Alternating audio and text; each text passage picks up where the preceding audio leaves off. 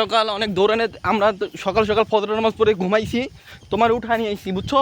তুমি কি এতে রাগ করছো? না।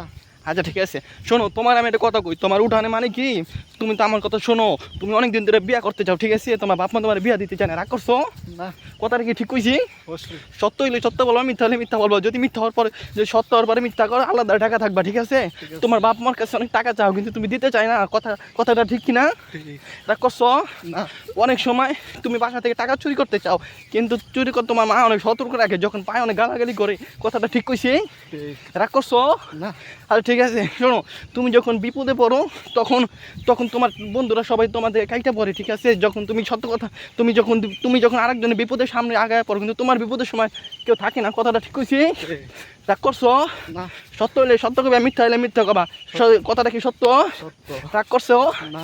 তুমি মসজিদ ঘরের ভিতরে যদি 100 টাকা দিয়ে দিতে পারবো, এটা কি দিয়ে দিতে পারবো? বাবা তোমার অনেকটা হচ্ছে শেষ হয়ে দেবে, তুমি রাগ করছো?